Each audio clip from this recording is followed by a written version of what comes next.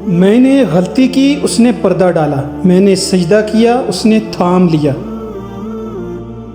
سازشیں، غیبتیں، پیٹھ پیچھے وار، لوگ بھول بیٹھے ہیں کہ یہ سارا تماشا اللہ تعالیٰ بھی دیکھ رہا ہے۔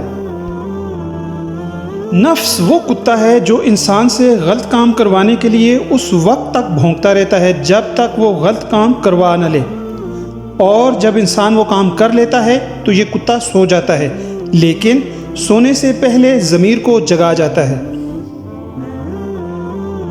جائے نماز وہ واحد جگہ ہے جہاں رو بھی لو تو سامنے والا تماشا نہیں بناتا۔ توڑنے والے ہزار بیٹھے ہیں، جوڑنے والا صرف اللہ ہے۔ جوانی کی توبہ، سردی کا وضو، گرمی کے روزے اللہ کو بہت پسند ہے۔ الفت بدل گئی، کبھی نیت بدل گئی، خود غرض جب ہوئے تو پھر سیرت بدل گئی۔ اپنا قصور دوسروں کے سر پر ڈال کر کچھ لوگ سوچتے ہیں حقیقت بدل گئی۔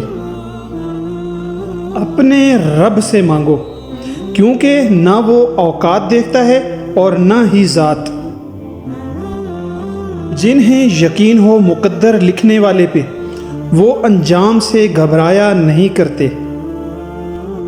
بخار کے فوائد۔ حضور صلی اللہ علیہ وسلم نے ارشاد فرمایا، بخار کو برا نہ کہو، کیونکہ یہ انسان کے گناہوں کو اس طرح دور کرتا ہے جس طرح بھٹی لوہے کے زنگ کو دور کرتی ہے۔ حضرت علی کرم اللہ وجہہ کا فرمان ہے، یہ دنیا بھی کتنی عجیب ہے، ایماندار کو بیوقوف، بے ایمان کو عقل مند اور بے حیا کو خوبصورت کہتی ہے۔ جھانکنے کی بہترین جگہ اپنا گریبان اور رہنے کی صحیح جگہ اپنی اوقات ہے۔ جس رب کا یوسف اتنا خوبصورت تھا، سوچو اس رب کا محبوب کتنا خوبصورت ہوگا۔ میں نے پوچھا، بابا جی حسد کیا ہے؟ کہنے لگے، رب کی تقسیم سے اختلاف رکھنا۔ کامیاب لوگ اپنے ہونٹوں پر دو چیزیں رکھتے ہیں، خاموشی اور مسکراہٹ۔ خاموشی مسائل سے دور رہنے کے لیے، مسکراہٹ مسائل کے حل کے لیے۔ اللہ کا ساتھ، اور بے شک اللہ کا ساتھ سب سے بہترین ساتھ ہے۔ صبر میں اتنی طاقت ہوتی ہے کہ دھوکہ دینے والوں کی بنیادیں ہلا دیتی ہے۔ حضرت علی رضی اللہ تعالیٰ عنہ کا فرمان ہے، جب تھک جاؤ تو اللہ کے سامنے جھک جایا کرو، کیونکہ لوگ تھوڑی سی غلطی پر چھوڑ جاتے ہیں، لیکن اللہ تھوڑی سی عبادت میں بھی تھام لیتا ہے۔ اس کے در پہ سکون ملتا ہے، اس کی عبادت سے نور ملتا ہے۔ جو جھک گیا اللہ کے سجدے میں، اسے کچھ نہ کچھ ضرور ملتا ہے۔ بے شک اللہ اور اس کے فرشتے نبی صلی اللہ علیہ وسلم پر درود بھیجتے ہیں۔ اے ایمان والو، تم بھی آپ صلی اللہ علیہ وسلم پر درود و سلام بھیجو۔ ساری زندگی اس فکر میں گزر جاتی ہے کہ لوگ کیا کہیں گے، آخر میں لوگ صرف اتنا ہی کہتے ہیں، انا للہ و انا الیہ راجعون۔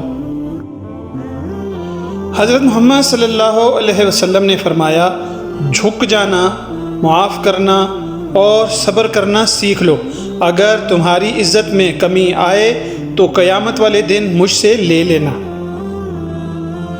ان ربی یفعل ما یشاء، بے شک میرا رب جو چاہے کر سکتا ہے۔ نماز اگر عادت بن جائے تو کامیابی مقدر بن جاتی ہے۔ فاصبر علی ما یقولون، یہ لوگ جو باتیں کرتے ہیں تم ان پر صبر کرو۔